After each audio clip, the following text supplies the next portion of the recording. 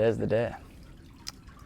I'm going to be boarding a flight in a matter of hours and going to South India to stay in an ashram near a city called Coimbatore, and the ashram's called Isha Yoga Centre.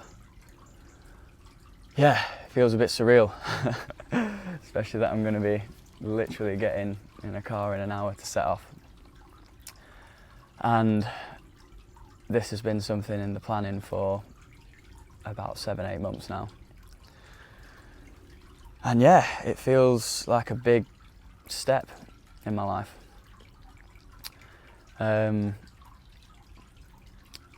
Over the past year or so, I've made some pretty drastic kind of changes in my life, and been through one hell of an emotional roller coaster. And it's kind of brought me to this point, and I really don't know what this journey to the ashram is going to hold. While I'm there, I'm going to be volunteering in order to kind of subsequent my stay there. But I'm going to be mainly learning yogic science and meditation in what looks to be an incredibly beautiful place, surrounded by a hell of a lot of very insightful, supportive people. And this is it's a big commitment. And over the past 7 months, I've slowly been kind of closing down a lot of my prior commitments, be that work and even relationships and many other things, habits. And kind of putting a lot of energy into this direction. And I'm kind of making this video for a few reasons. Really, one, to try and give me a bit of a diary, so I can kind of look back over time and see my progression and see, where I've been and where I've come from. And obviously an opportunity for friends and family and whoever else wants to follow this journey to maybe get a bit of an insight into this this experience. And I don't know what this experience will hold. It could be there for a short period of time. Could also be there for a long period of time. I've only booked a one-way flight. I'm a bit limited by my visa because I've got to leave the country every 6 months, leave India. But I'm just going with an open mind and with a sense of letting go and really kind of submitting and giving myself to the practice and whatever I kind of get taught. I've always had a real kind of intrigue into Eastern philosophy, especially meditation and yoga, and I kind of have been introduced to Buddhism at a reasonably young age. And although my relationship with a lot of Western religions, or just religions as a whole, has been quite closed off, and I've been quite resentful of a lot of the views, and I've kind of discredited a lot of spiritual kind of teachings because of the views I had from being a young age, and how it just didn't seem to make sense, a lot of the way people were talking and treating religion.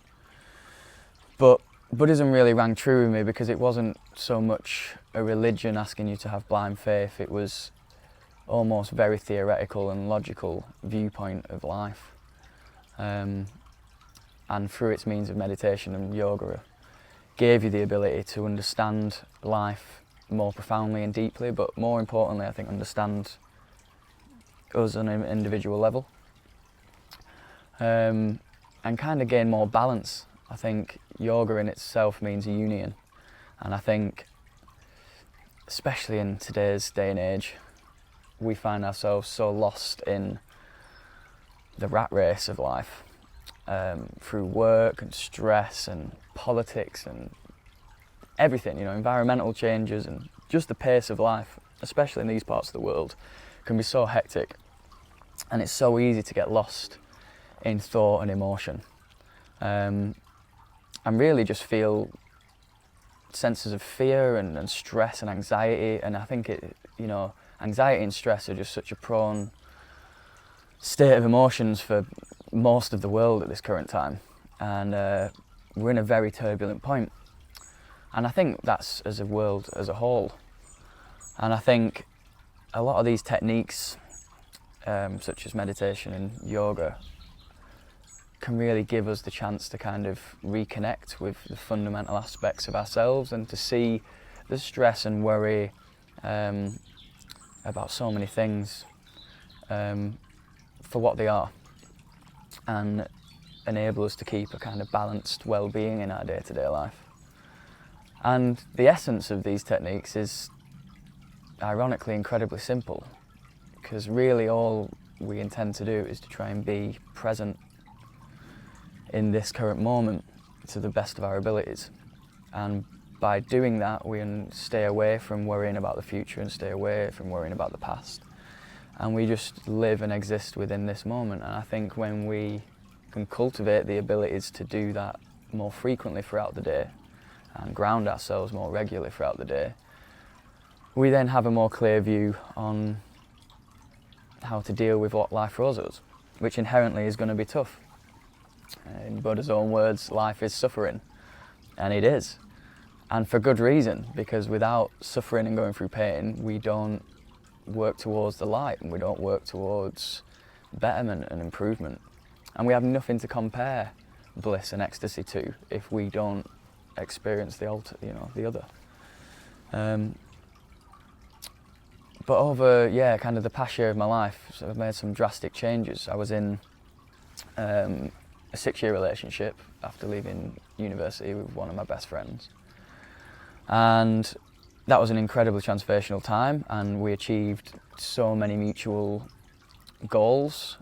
We started a company together, an events company, and we achieved some really great things through that, although it wasn't financially incredibly viable. And we both matured a hell of a lot because of each other and with each other. And it was an incredible part of my life. But as time went on, I started to get a sense of stagnation. I think we both kind of did. And it's very difficult to understand your emotions and what kind of steps to make in life, especially when we judge our life on everyone else around us and what our parents did and what stories we're told about how you should be living. Even down to the state of how you should, break up or, come out of a relationship is almost inherently said to be, a negative experience. And although it was incredibly painful, and coming to the realisation that that was a decision that we both kind of realised we needed to make in order to keep growing and to not feel stagnant and to go and become who we needed to be. It was a very difficult decision to come to terms with. And to also understand, how we can do it as lovingly as possible, because, in any relationship, I think there is a hell of a lot of love if it's true. And no matter what changes, and life does change like the tides, you always did have love and respect for that person. So I think to try your best to deal with those difficult times with that love and respect is a very hard thing to do, but to me it seemed like such a crucial thing to do. And thank God, my ex was incredibly supportive about the decisions that we were making, and although it was very tough, and I learned a hell of a lot of life lessons and life emotional truths, it was for the best, and this has propelled me to go in this direction in life. So I kind of came out of that with, a certain sense of trying to come to terms with what for me really made me happy and what I really wanted to achieve in life.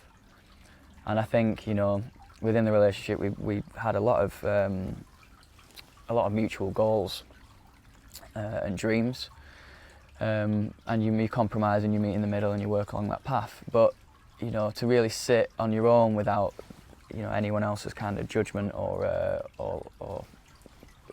essence within your decisions, to really think what you want in life is a big question that many of us don't really know, and I don't really know. But I got it down to the fundamentals that I wanted not only to put more energy into my passions, be that music or creative endeavours and teaching, or passing information on, which I've always really enjoyed doing. But that really fundamentally I just wanted to be more balanced and content and healthy and happy more of the time. I think I'd found myself gradually over the past year or so kind of going into, or just before, finding myself in more negative thought paths. And a lot of it was through, self-worry and anxiety to do with, big decisions in my life and where I was and not feeling content, even though I kind of looked around me and I had a great job and had an amazing friend group and everything just seemed good on the outside, but on the inside I didn't feel content and I didn't feel like I was truly making the most of my life. And I think, I had a lot of time to really contemplate and think, what do I really want to achieve? And it just comes down to, to try and get more balance and contentment in life and to really make the most of this incredible experience that we're living in this one life that we have. I actually had quite an intense experience on a psychoactive substance about a year prior to my breakup with my ex. And although I found a lot of insight in certain exploration in psychedelics, this was a almost accidental experience, but was probably one of the most life-changing experiences I've ever had with a plant medicine. And it really brought light to kind of where I was internally and how I was kind of living my life. And although I experienced some incredible moments of seeing the divinity in life and the ultimate perfection of how things are combined and linked and how everything is finally balanced in nature in a divine way, and it was overpowering. I also had the opposite effect of seeing how my actions and my day-to-day thoughts were kind of, not making the most of this life, and that I was kind of just not really making the most of it, and I was kind of suppressing a lot of things emotionally, and a lot of kind of creative energy that I had that I was kind of suppressing for many, many reasons. And that experience, although it was rather traumatic, it really kind of made me see life and think I really need to make the most of this. We don't have any idea what tomorrow holds, no idea. So we need to live in today and grab the bull by the horn, so to speak, and really live the life we want to live and be happy and enjoy this incredible experience, because I was feeling quite down and depressed for a long period of time. And I think the thing that really got me more was that I looked around me and I had a good life, yet I was still not feeling fulfilled. And that just it was like sacrilege to life. I kind of thought, how can I know how beautiful things are and have been blessed to have seen a small slice of the perfection of life and the divinity and how connected I am to this whole world and this existence, and yet, not be feeling happy or content and be chasing things such as alcohol and, other things to kind of stimulate happiness instead of just to appreciate it for the beautiful thing that it is. And it felt like sacrilege. So I think actually, I came out of my relationship and I really realised that I need to make the most of this life. And although I debated lots of things, I realised that the fundamental things that I needed to aim towards were just well-being and happiness day to day. And that although I have a lot of creative endeavours and passions that I want to fulfil and a lot of big dreams and goals, that really none of them matter unless I'm enjoying the process. We can aim towards a great job or aim towards having money or aim towards having a family or aim towards X, Y and Z, whatever it is, climbing Everest. But if we don't enjoy the path there, and we don't learn to appreciate and actually soak it in, and we're just running and running and running, and we're constantly worrying, and then when we get there we're worrying about the next thing, then it's kind of pointless. And I think we'll get to a point, God forbid, touch wood, when we're on our deathbed and we may have luckily enough to have the chance to look back and look at our life and think, God, I wish I'd soaked that in, I wish I appreciated that more while it lasted. Because things do just come and go, you know, not only relationships and friendships, but jobs and experiences and places is never the same, and it's never stagnant. And I then found the Isha Yoga Centre and Sadhguru, ironically, on Facebook. And it just seemed like the right concoction of yogic science and meditation and teachings in a place where I could go free of charge if I volunteered. And it just scientifically put together all these things that I'd heard from Buddhism and Hinduism and other places into kind of one place. And Sadhguru, who is the kind of creator of Isha, was just so eloquently simple with the way he described life and the beauty that is. And I just thought, you know what, that resonates with me, and why not? Like, if I don't kind of go and explore and learn myself now, I never will. So I made that decision, and I started putting plans in order, and I started doing the online inner engineering course that was incredibly profound. And I started bringing yoga and meditation into my day, every morning. And I felt profound changes already, even though I know I'm literally just dipping my foot in the pond, and I have no idea what this place is going to hold, and how I'm going to react to it. But I know that it's a positive path no matter the outcome. And although the past 6 to 7 months of my life have been so turbulent, I've experienced the biggest highs and the lowest lows. I have this deep underlying sense of being in the right path, and that the sacrifices in a way that I've been making and been made to make have the energy to put into the path that I'm on. And I don't know where I'm going to end up, and I don't know what I'm going to come back to, and I don't know how long I'm going to be there for. And I really don't know. At the moment, I've spent the last however many months just dropping things. I've dropped businesses and all sorts of things. Everything's been dropped. I've tried to see my friends as much as possible, but I've been spending a lot of time planning this and working on myself and practicing and coming out of habits and going to the pub and smoking and all the things that I was doing, irregularly. I've kind of started to really draw them back and just trying to have a bit of a blank slate to go away on, and to really just look at myself for who I am. And this was, even making something like this took a lot of thought, because I love making films, and it's a big passion of mine. But I didn't want to kind of take away from my experience by creating this. But then I have a sense that if I can make these irregularly when the time is right, that it could be quite a good time for me to reflect, and also, maybe give the opportunity for other people to see and relate to a direction that they possibly could follow, or maybe some insights that may be helpful. Because there's no point you just being happy in a world that's unhappy. We're here to walk this line together and make a better world and enjoy it for the beautiful existence that it is. So, yeah, in an hour I'm getting picked up, so I better go. But I'll see you on the other side in a few weeks, and let you know what the centre's like.